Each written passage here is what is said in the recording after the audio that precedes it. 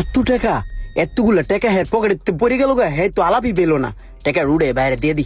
Hello ভাইয়া, আপনার টাকা পড়ে গেছে মনে হয় পকেট থেকে এই মাত্রই। টাকা পড়ছে পকেট থেকে? বাহ, খুব ভালো তো। টাকাটা তো পকেট থেকে পড়ছে আমি দেখিও নাই। তুমি তো চাইলে নিয়ে যেতে পারতা। তোমার ভিতরে তো লোভ নেই, সৎ ছেলে। নাম কি তোমার? আমার নাম ইমরান হোসেন। ইমরান? জি স্যার। বস আমার পরিচিত, গ্রাম থেকে আজকেই আসছে। ও বেকার, ওর একটা চাকরি দরকার। আমাদের এখানেও তো একজন লোক দরকার, ইমার্জেন্সি। বেলাল, তুমি এক কাজ করো, ওকে রাইখা দিই নাকি? জি বস, আমি সব ধরনের কাজ করতে পারবো। এই চাকরিটা হইলো আমার অনেক ভালো হইলো বস। সমস্যা নাই, তুমি আজকে থেকেই এই দেখাশোনার দায়িত্বটা পালন করো।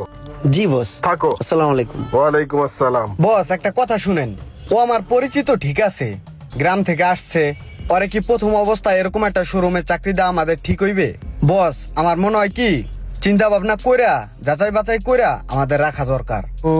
না, অত যাচাইয়ের তো কিছু নাই। একটু আগে ওই 2 লাখ টাকা আমার পকেট থেকে পড়ে গেল, ও দেখাও নিল না। টাকার লোভ যেহেতু ওর ভিতরে নাই, আমার মনে হয় কিছু হবে না, রাইখা দিই। ঠিক আছে বস। ভাই আপনার চয়েস একবারে ফার্স্ট ক্লাস চয়েস। এটা 4.5 গ্রেডের মাল, আমাদের লটের সব থেকে ফার্স্ট ক্লাস গাড়ি। এটা স্পেশাল এডিশন, আপনি যে কোনো ভাবে যাচাই করে দেখতে পারেন।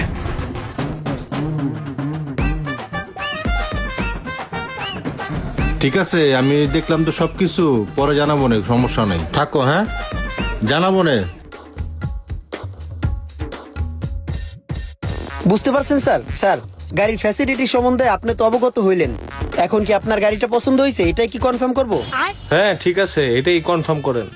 জি স্যার, তাহলে অফিসে চলেন আমরা কথা বলি।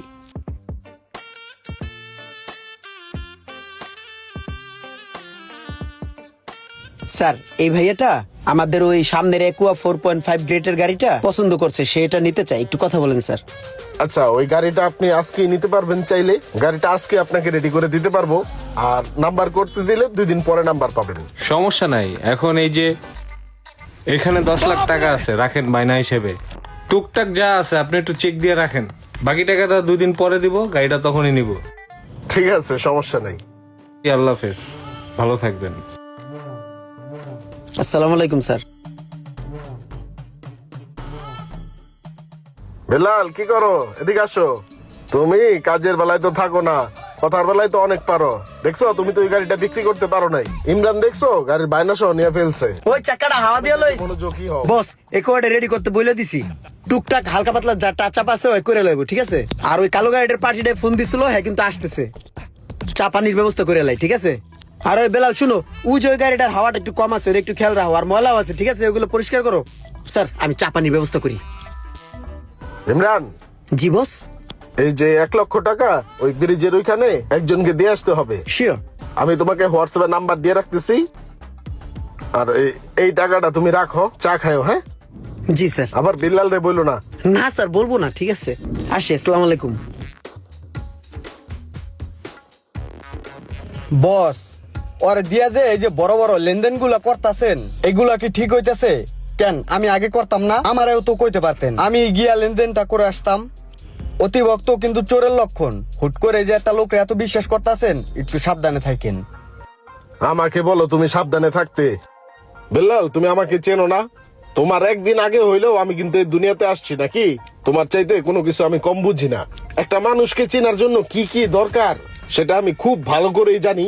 এমনকি আমি তাদের চোখের দিকে তাকাইলেই বলতে পারি। ঠিক আছে, মানুষের পিছনে লাগা বন্ধ করে দাও। তুমি তোমার কাজ ঠিক মতো করো, ঠিক আছে? নিজের চরকায় নিজে তেল দাও। যাও, মানুষের পিছনে লাগে থেকে সময় নষ্ট না কইরা সময়টা কাজে লাগাও। কাজ করো, লাভ হইব।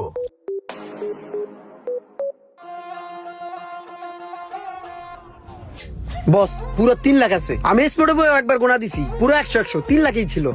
বস, কাস্টমারটা একটু শেষরা ছিল, বহুত কষ্ট করে 3 লাখই বাইর করছি, লইয়াই আইছি। আচ্ছা ঠিক আছে, সমস্যা নাই। তুমি এক কাজ করো, তুমি এই 1000 টাকা রাখো। তুমি কষ্ট করছো, এটা দিয়ে কিছু কেনাকাটা করো। হ্যাঁ জি বস, একটা কোট কিনালাম হপায়। বস আমি এদিকে কত বছর যাবত চাকরি করতেছি, আজ পর্যন্ত কোনোদিন খুশি হয়ে 100 টাকা বকশিস দিলেন না। আর ওরা 1000 টাকা আপনি বকশিস দিয়ে দিলেন। বস আপনার কি মনে হইতেছেন আপনি কোন দিক থেকে উল্টাপাল্টা করতেছেন? ওই আমার পরিচিত ছিল, ঠিক আছে, আমার কাছে কিছু না জিজ্ঞেস করে ওরা চাকরিতে রাখছেন। দ্বিতীয়ত ও যেদিন থেকে চাকরিতে ঢুকছে ওই দিন থেকে আমি ওর ভিতরে গরমিল পাইতেছি। চুপ করো বিল্লাল। তোমার মধ্যে অতিরিক্ত লোভ ঢুকে গেছে আমি দেখতে পারতাছি তো। ওই কাজ কামে তো কোনো মনোযোগ নাই, একটা গাড়ি তো সেল করতে পারলা না। ও তো ঠিকই 2-3টা গাড়ি সেল করে ফেলাইছে। তুমি কি করো? চিপা চিপা বসে থাকো। ও শোরুমে সব ধরনের সব কাজগুলো বুঝে নিচ্ছে। তুমি তো একটা কাজও নিজের আগ্রহতে করো না। ও দেখছো সব কাজগুলো করে, শুধু কথার বেলা পাকনামি করো। তোমার একবার আমি না করছি না যে মানুষের পিছে লাগা বাদ দাও। নিজের কাজ নিজে করবা, নিজের কাজ নিজে মনোযোগ দিয়া করবা। বেরো ওই জায়গা থেকে। ফাউল পোলা পাইন।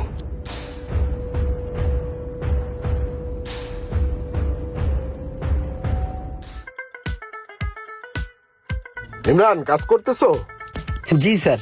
কালকে সকালে আমার একটু আসতে লেট হবে, ঠিক আছে?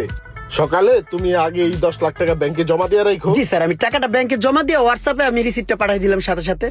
আর আমার একটা পার্টি আসবে ওই গাড়িটা ট্রায়াল দেওয়ার জন্য। এই চাবিটা রাখো, ওকে দিও ট্রায়ালের জন্য।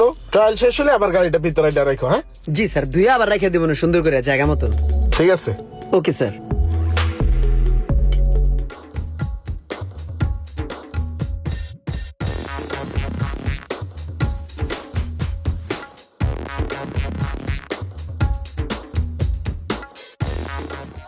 মানুষের উপরে এক, ভিতরে আরেক। বেলাল, তোমার কথাই কি তাহলে সত্যি হইলো? ও কি তাহলে ব্যাংকে টাকাটা জমা দিল না? গাড়ি আর ওই টাকা নিয়ে কি ও ভাগলো? তোমার কথাই ঠিক ছিলাম, বিশ্বাস করে ধরা খাইছি। কাউকে যদি আপনি অল্পতেই বেশি বিশ্বাস করে থাকেন আর সে যদি সেটা বুঝতে পারে, তাহলে সময় মতো আপনার হাতে হারিকেন, জায়গা মতো বাঁশ দিয়ে চলে যাবে। ভিডিওটি ভালো লাগলে অবশ্যই শেয়ার করে দিবেন প্লিজ।